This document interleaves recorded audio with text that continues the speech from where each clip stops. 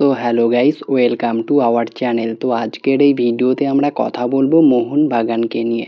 তো মোহনবাগান 2026-27 মরশুমের জন্য কেমন স্কোয়াড করলো, আইএসএলের সবচেয়ে শক্তিশালী দল হলো মোহনবাগানের, কোন কোন প্লেয়ারকে তারা রেজিস্টার করালো সামনের মরশুমের জন্য, কোন কোন পজিশনে কতগুলো প্লেয়ার রয়েছে, মোহনবাগানের ফুল কনফার্ম স্কোয়াড নিয়ে ডিটেলসে আলোচনা করব।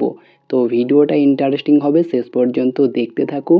আর আমাদের এই চ্যানেলে যারা প্রথমবার এসেছো তারা অবশ্যই সাবস্ক্রাইব করে পাশের বেল আইকনটিতে অল প্রেস করে দিও এবং ফেসবুক পেজ থেকে দেখে থাকলে অবশ্যই ফলো করে দিও। তো চলো শুরু করা যাক। প্রথমেই আমরা কথা বলে নেব মোহনবাগানের নতুন কোচ নিয়ে। তো মোহনবাগানের নতুন হেড কোচের নাম হচ্ছে গ্রিক ট্যাকটিশিয়ান, তোমরা সবাই জানো গ্রিসের একজন কোচ প্যানাগিওটিস ডিলিম্পেরিস। তার আন্ডারেই সামনের মরশুমটা খেলবে মোহনবাগান। তো মোহনবাগানের ফুল স্কোয়াড নিয়ে যদি আমরা কথা বলি, প্রথমেই আমরা আলোচনা করব গোলকিপার পজিশন নিয়ে। তো গোলকিপার পজিশনে মোহনবাগান 3জন প্লেয়ারকে ইতিমুহূর্তেই কনফার্ম করেছে। 1 নম্বর যে গোলকিপারটাকে চূড়ান্ত করেছে সেটা বিশাল কাইত।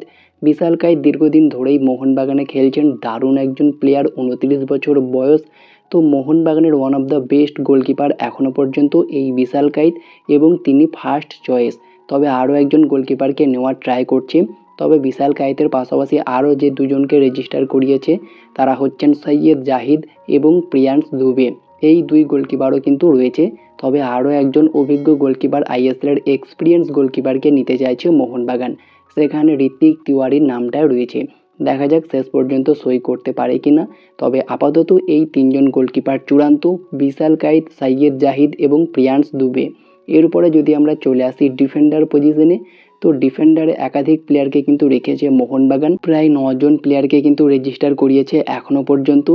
1 নম্বরে যে ডিফেন্ডার রয়েছে সেটা সমীর জেলজোকোভিচ। আর সমীর জেলজোকোভিচ কিন্তু শুধুমাত্র সেন্টার ব্যাকই নয়, তিনি ডিফেন্সিভ মিডফিল্ডার, সেন্ট্রাল মিডফিল্ডার পজিশনেও খেলতে পারে। বসনিয়ার এই সেন্টার ব্যাককে নতুন সাইনিং করিয়েছে, তো মোহনবাগান তার নামটা অলরেডি রেজিস্টার করিয়ে ফেলেছে। 2 নম্বর যে ডিফেন্ডার রয়েছে সেটা মেহতাব সিং, তিনিও একজন সেন্টার ব্যাক, 28 বছর বয়স এবং তিনি মুম্বাই থেকে লাস্ট ইয়ার মোহনবাগানে এসেছে। তবে আশা করছি এই মরশুমে তিনি আরও বেশি ভালো খেলবে।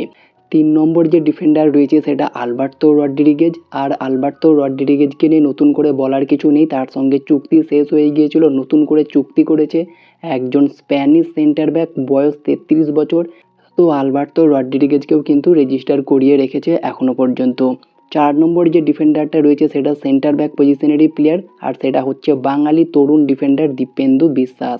5 নম্বর যে ডিফেন্ডার রয়েছে তিনিও কিন্তু সেন্টার ব্যাক পজিশনেরই প্লেয়ার, যার নাম লিয়ান কাস্তানা।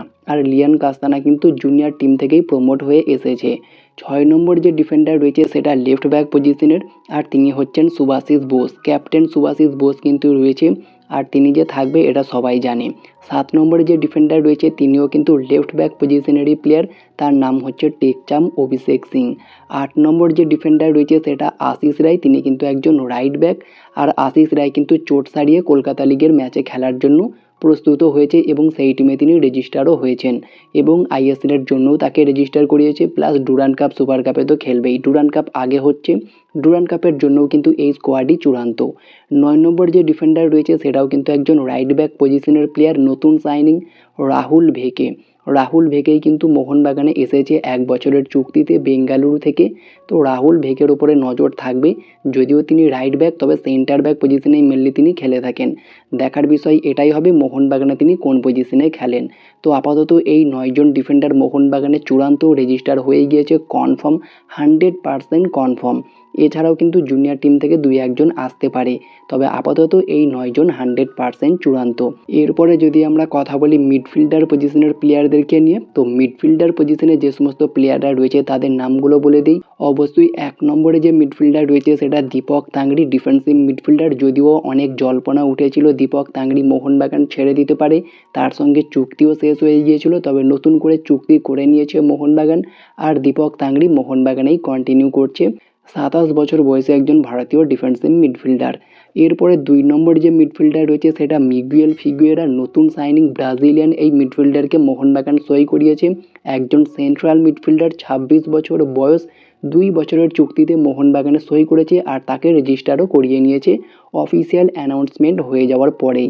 3 নম্বর যে মিডফিল্ডার রয়েছে সেটা আপুইয়া, 25 বছর বয়সী একজন ভারতীয় সেন্ট্রাল মিডফিল্ডার, তাকেও কিন্তু রেজিস্টার করিয়েই রেখেছে আর তারা আগে থেকেই ছিল, রিটেন করেছে বলবো। 4 নম্বর যে মিডফিল্ডার রয়েছে সেটা অনিরুদ্ধ থাপা, 28 বছর বয়সী একজন ভারতীয় সেন্ট্রাল মিডফিল্ডার, তিনি তো অবশ্যই থাকবেন। 5 নম্বরে অভিষেক সূর্যবংশী, 25 বছর বয়সী ভারতীয় সেন্ট্রাল মিডফিল্ডার। 6 নম্বরে নতুন সাইনিং সায়ন ব্যানার্জি, একজন ভারতীয় 23 বছর বয়সী লেফট মিডফিল্ডার, তাকেও কিন্তু রেজিস্টার করিয়ে নিয়েছে, অলরেডি কলকাতা লিগে খেলছেন।